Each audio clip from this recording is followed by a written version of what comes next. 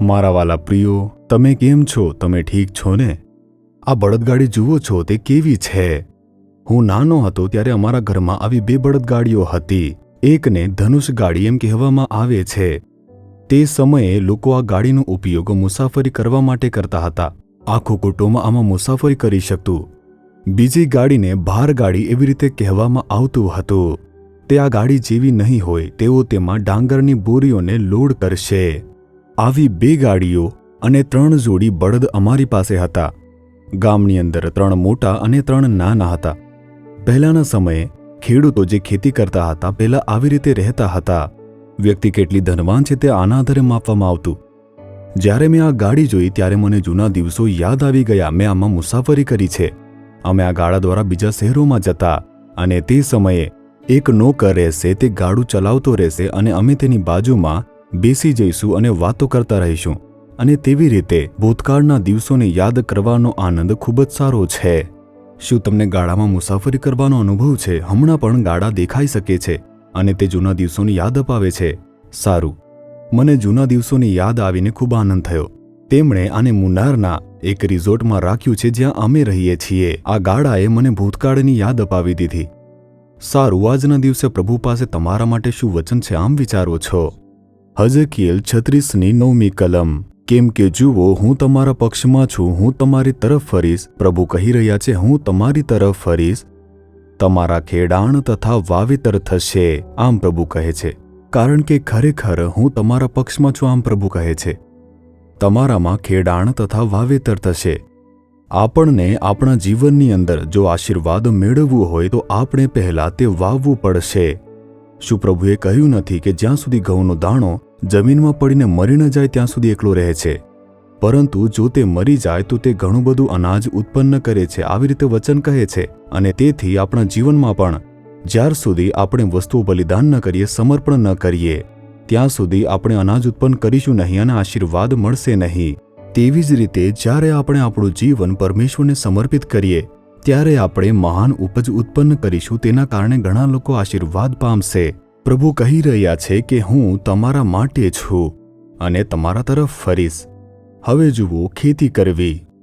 ખેડૂતો ખેતરોની અંદર લણણી પછી તરત જ કોઈ પણ ડાંગર કે પાક વાવશે નહીં. તેઓ તેની પહેલા ખેતરને ખેડી નાખે છે.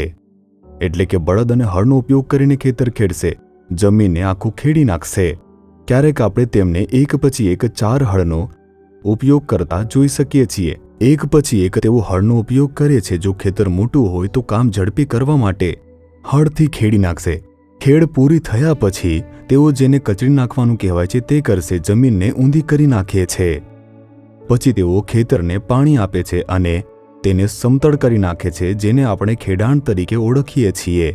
આ પગલાં પછી જ તેઓ રોપાઓ રોપે છે, તો જ તે સારું ઉપજ આપશે.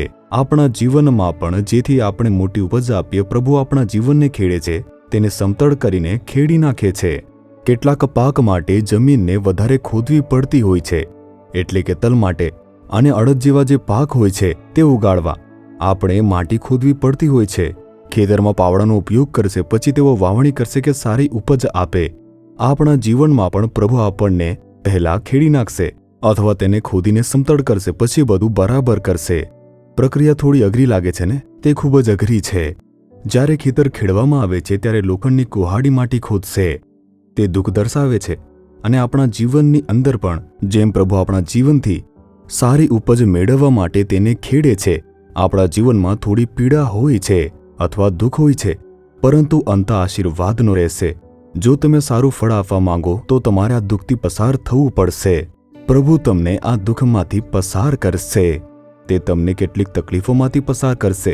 પ્રભુ તમને આ ખેડવાના તબક્કામાંથી દોરી જાય છે, જેથી બતાવી શકાય કે તેમને કેવી રીતે પ્રેમ કરવો અથવા દુષ્ટતા કરનાર સાથે કેવી રીતે ભલું કરવું જોઈએ, ઈસુના સ્વભાવ જેવું કરવું જોઈએ. આવી પરિસ્થિતિમાંથી પસાર થતી વખતે આપણે પરમેશ્વરની સ્તુતિ કરતી રહેવી જોઈએ. કહો કે પ્રભુ, આ દુઃખ માટે સ્તુતિ થવા, શરમ અને આ નિંદા અને આ સતાવણી માટે સ્તુતિ.